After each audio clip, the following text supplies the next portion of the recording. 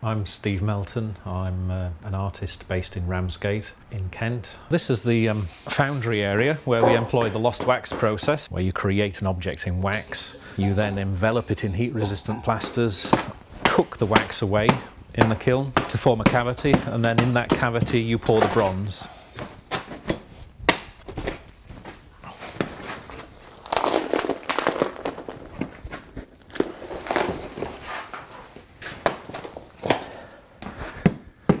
And inside here there's a snake.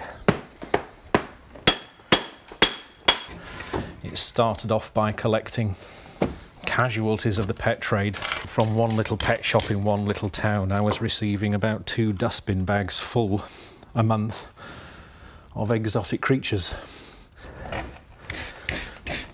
I quite liked this snake because when it came in a bag frozen, it was actually biting itself, and I thought that likened itself to the ancient mythologies of snakes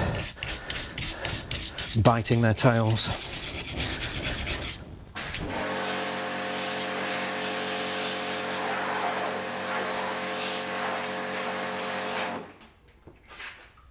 I was born and raised in the countryside. We had a little small holding in Yorkshire. We raised animals for pleasure and for food.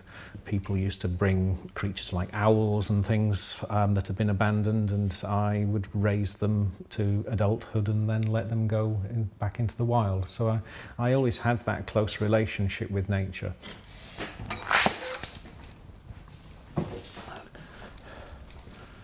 Everything's crammed in a bit.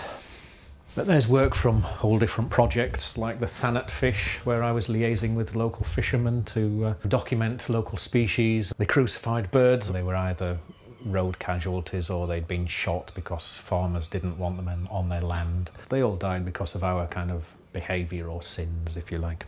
For a period of about a year, I was collecting bees from the side of the road. But as you can see, I've kind of taken the time capsule or flask of genetic material and created a little museum of bees there.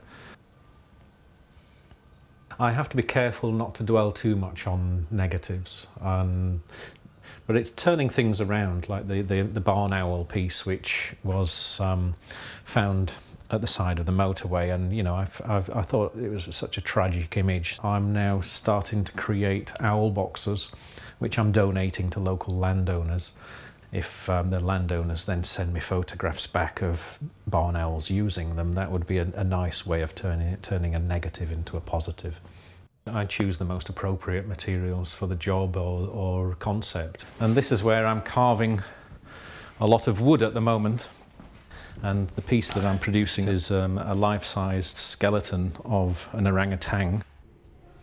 Well, these, I managed to get all of them from local charity shops and boot fairs. I just think the peculiar irony of people going to these far and wide places and loving animals, so they buy a lovely carved animal and inadvertently they're contributing in a little way to deforestation again. I've been chopping them up and using the exotic timber that they're created from to actually create the orangutan.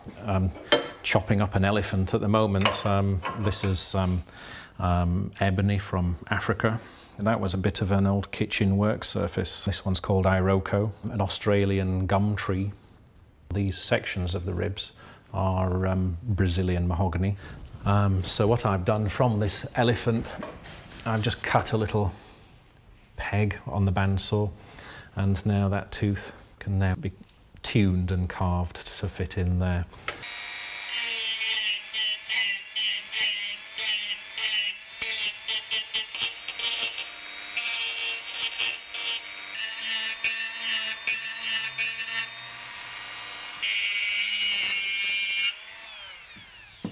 It's about raising awareness, and education is always sort of at the foundations of good conservation, and you know, we're in an era where we understand far more about nature than we ever have in the past, yet you know, we're still sort of embracing this model of consumerism. So it's that kind of paradox that I'm kind of toying with, I suppose. And in doing my work, obviously, I'm highlighting some of these sort of dilemmas, and if I can change a single individual's sort of attitude, even if it's just buying a different product, at least I'm achieving something rather than nothing.